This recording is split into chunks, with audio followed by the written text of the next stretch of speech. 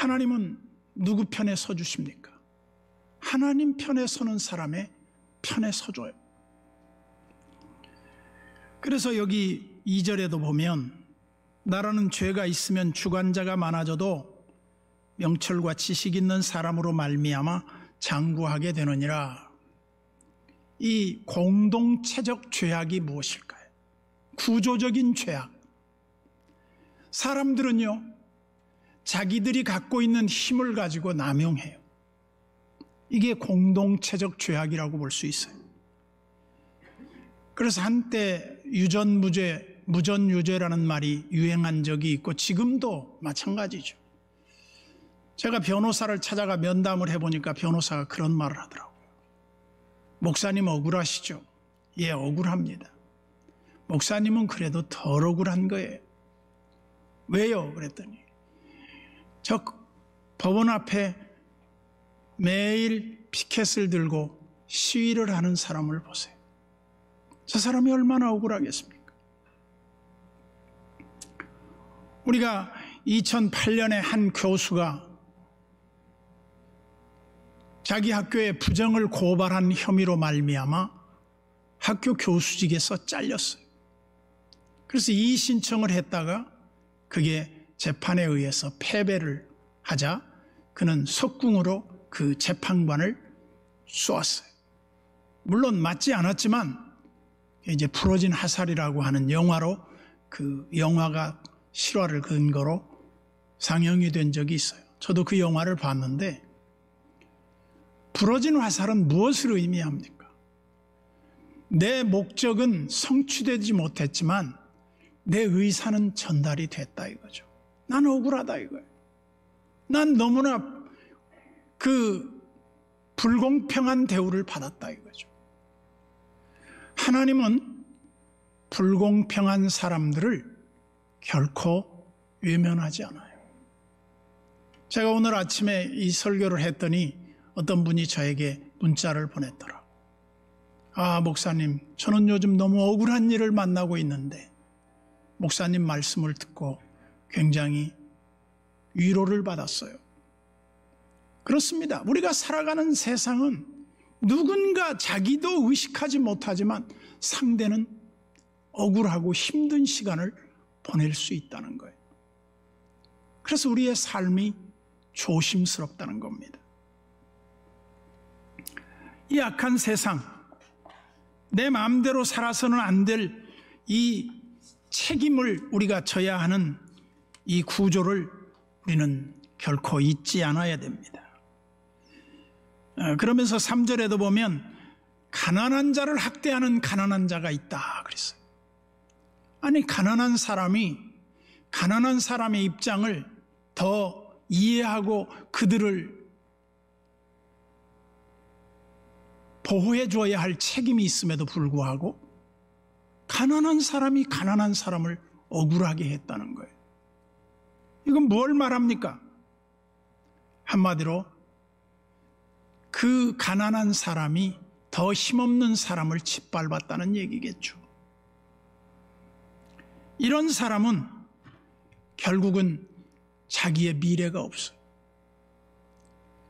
하나님은 자기를 경외하며 자기를 사랑하는 자를 사랑하시고 또한 하나님을 가까이 하는 자를 가까이 하시며 그의 말씀에 순종하는 자를 귀히 여겨주셔요. 이게 하나님의 공의예요. 그런데 4절에 보면 이렇게 말합니다. 율법을 버린 자는 악인을 칭찬하나 율법을 지키는 자는 악인을 대적하느니라. 세상 이치가 그래요. 율법을 버렸다는 것은 하나님을 버렸다는 거나 마찬가지예요. 하나님을 버리고 하나님을 멸시하는 사람이 잘 될 수 있는 길은 없어요. 저는 이 코로나를 통해서 우리 성도들의 신앙을 한번 보게 됐어요.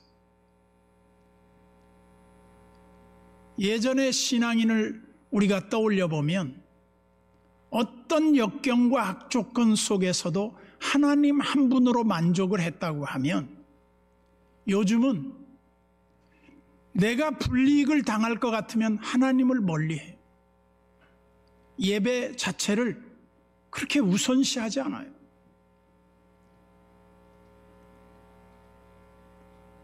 오미크론 때문에 또 미끄러진 사람 많을 거예요. 왜? 이 위험한 지경에서 내가 굳이 그럴 필요가 있나 생각을 하고 하나님을 유튜브로 예배해도 된다. 이런 사고가 우리도 모르는 사이에 자리 잡은 것 같아요.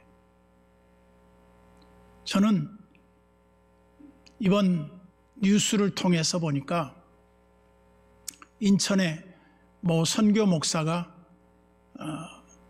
나이지리아에 선교 모임에 갔다 왔는데 아무 증상도 없대요. 무증상이니까 큰 우려를 안 했겠죠. 그리고 우크라이나 그 기사가 자기를 태워다 줬는데 아마 그 우크라이나 기사도 보면 선교단체에서 일하는 외국인이겠죠. 정확히 알진 못하겠지만 어쨌든 교회가 이런 무리를 빚다 보니까 사람들의 머릿속에는 교회가 굉장히 잘못된 그런 기관으로 오해를 할 수 있어요. 그러나 그것은 수만 개의 교회의 교회의 작은 하나의 경우일 뿐이에요. 우리는 그런 거에 현혹되면 안 돼요. 그런 것 때문에 우리의 신앙이 위축돼서도 안 된다고 봐요. 성경은 우리로 말합니다. 하나님을 가까이 하라. 그리고 강하고 담대하라. 세상의 가르침을 따르는 자들이 아니라 우리는 하나님 한 분을 찾는 자들이다. 그런데 어찌하여 말씀을 버리고 하나님을 멀리하고 그 복받기를 원한단 말인가? 우리 인간은 하나님 없이 살 수 없는 존재. 스위팅이라는 분은 이런 말을 했더라고요. 사람은 40일을 먹지 않고도 살 수도 있다. 3일 동안 물을 마시지 않고도 살 수 있다. 8분 동안 숨을 쉬지 않고도 살 수 있다. 단 2초 동안도 희망이 없이는 살 수 없다. 그러나 우리는 하나님이 없이는 우리는 존재할 수 없다. 하나님 제일주의에 이 신앙이 확고하지 아니하면 우리의 삶은 헛된 것이다 이 말이에요. 악인들은 하나님이 없다 합니다. 그래서 시편 1편에 보면 죄인들과 의인들로 구분이 되는데 죄인들은 죄를 슬금슬금 따라갑니다. 그러다가 죄인의 편에 서게 됩니다. 그러다가 죄인의 편에 아예 주저앉아 버려요. 이러한 결과는 망하는 길이라는 것을 성경에서 말해요. 그러나 의인의 길은 어떻습니까? 의인의 길은 하나님을 가까이 하고 하나님의 공급을 통한 절대 보호를 중시해요. 그래서 하나님은 대저 의인의 길은 인정하시지만 악인의 길은 바람에 나는 겨와 같이 그 삶이 미래가 없어요. 우리는 하나님 없이 살 수 없다는 말을 수없이 되뇌어요. 프랜시스 톰슨의 천국의 사냥개라고 하는 하나님이 우리를 향한 집념에 대해서 어떻게 표현한 줄 아시죠? 우리가 하나님을 멀리하고 떠날수록 하나님은 우리를 더욱 쫓아와서 우리를 붙드시는 분이라는 거예요. 우리는 그가 만드신 바예요. 그가 우리를 지으시고 우리를 다스리시는 분이라고 말해요. 그래서 우리가 하나님의 통치 안에 들어갈 때 우리의 삶은 행복이 있고 그 인생으로 가장 모든 것을 합력하여 선을 이루시는 축복의 삶을 살게 해요. 꼴찌가 교수가 된 인생의 저자 유종원 박사의 간증이 사람들에게 감동을 주더라고요. 이분은 상지대학교 교수이신데 시골에서 중고등학교를 꼴찌로 다녔다고 그래요. 그런데 이분이 충북대 농과대학에 꼴찌로 입학을 해요. 그리고 대학에 갔는데 변화가 생겼어. 왜 변화가 생겼느냐? 이 사람이 전도를 받고 교회를 나가게 돼. 교회에 나가서 하나님을 만나고 나니까 인생이 달라지기 시작했어.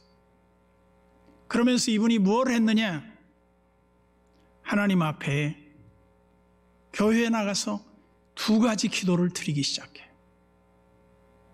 그 소원 기도는 다름이 아니라 하나님, 내 인생을 책임져 주시고 인도해 주십시오. 그리고 내 삶이 하나님께 영광을 돌리게 해 주십시오. 이 2가지를 놓고 기도했는데 그가 열심히 공부해서 국비 장학생이 돼서 독일로 유학을 갑니다. 그리고 박사학위를 받고 대학 교수로 임용이 돼서 지금 그 상지대 교수가 됐는데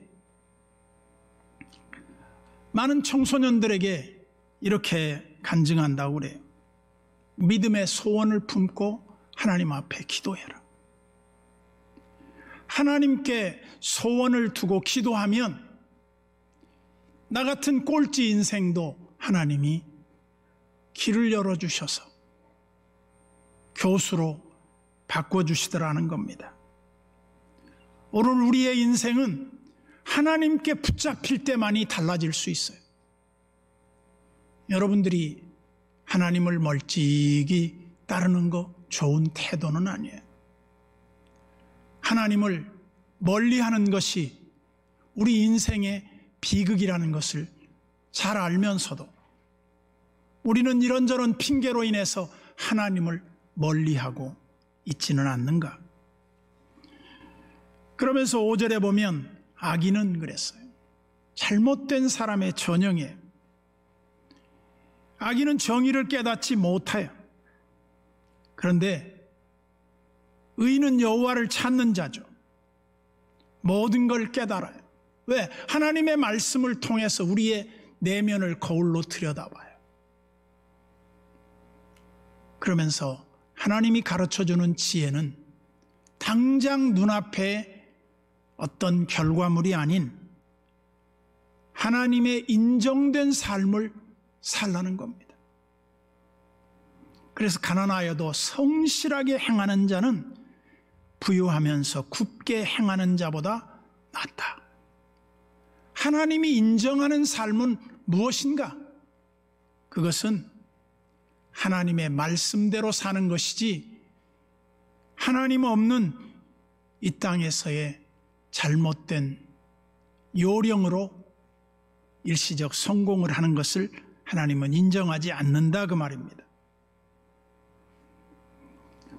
말콤 패닉 선교사가 우리나라 초기에 선교사로 헌신했을 때 그 제자들에게 이렇게 심부름을 시켜봤다는 겁니다. 무를 나눠주면서 이 무를 가서 밭에가 거꾸로 심어라 그랬어요. 그러니까 제자들이 이 선교사님이 잘 뭘 모르는가 봐. 그리고 다 무를 바로 심었는데 그때 전치규라고 하는 한 학생이 무를 거꾸로 심었다. 그때 그의 순종하는 마음을 보고 나와 함께 성경을 번역하는 일을 도와달라. 그래서 그분이 우리나라 최초의 원산 번역이라고 하는 신약 성경을 최초로 번역하는데 바로 전치규가 참여했다는 겁니다. 우리는 하나님의 쓰임받는 도구가 되기 위한 전제 조건이 무엇일까요? 그것은 다름 아닌 하나님 말씀의 순종이에요. 근데 저는 신앙생활을 하면 할수록 더 신앙이 좋아지고 더 헌신의 강도가 강해져야 될 것 같은데, 제가 볼 때는 사람들이 신앙이 익숙해지기 시작할 때 하나님을 소홀히 하더라는 거예요. 하나님을 더 붙잡고 하나님을 더 간절히 사모해야 하는데, 나도 은혜 받아봤고 나도 한때 헌신해 봤고 나도 다 그런 열심히 있었던 때가 있었다 이거죠. 지금은 아니다 이거죠.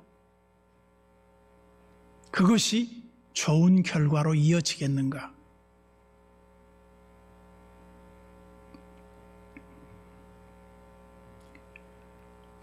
우리는 하나님이 하시는 일을 다 모릅니다.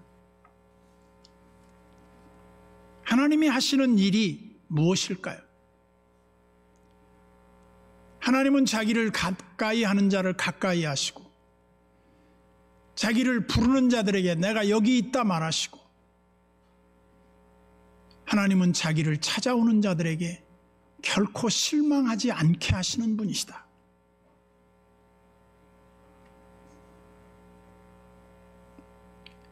미국의 오하이오 주립대학의 차인홍 교수의 이야기도 제가 참조를 해봤습니다. 이분은 보니까 휠체어는 나의 날개라고 하는 책을 통해서 자기는 소아마비로 2살 때부터 걷지 못하고 휠체어에서 버려진 생과 같은 삶을 살 수밖에 없었다는 거예요. 집안은 너무 가난했고 9살 때 재활원에 맡겨져서 자라는 자기의 삶은 너무나 비참하기 그지없었다는 거예요. 그런데 거기에서 하나님을 만나게 돼. 그리고 나서 처음으로 바이올린을 접하게 돼. 초등학교 졸업을 한 후에 더 이상 진학의 길이 없어서 그는 24살 때 하나님의 은혜로 검정고시 중고등 과정을 마치고 미국 유학을 가서 석박사 학위를 받고 음대 교수를 꿈꾸었지만 누구도 자기를 써주지 않았어요. 그러다가 어느 날 하나님 앞에 기도를 시작해.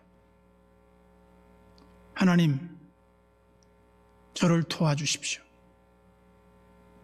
그랬더니 오하이오 주립대 바이올린 교수 채용 공고가 났어요. 그는 하나님 앞에 기도할 것밖에 없다고 생각을 하고 간절하게 기도를 했더니 기적적으로 그가 교수에 채용이 되고 종신 교수로 인정을 받게 됐어요. 그리고 그는 장애인 장학재단을 만들어서 세계 장애인 아동을 돕는 일을 사명으로 생각해요. 그러면서 그가 이런 고백을 했더라고요. 내 인생을 돌아보면 소아마비로 걸을 수도 없었던 2살 때부터 내 삶은 앞뒤 전후에 늘 내 곁에 누군가 계셨음을 깨달았다.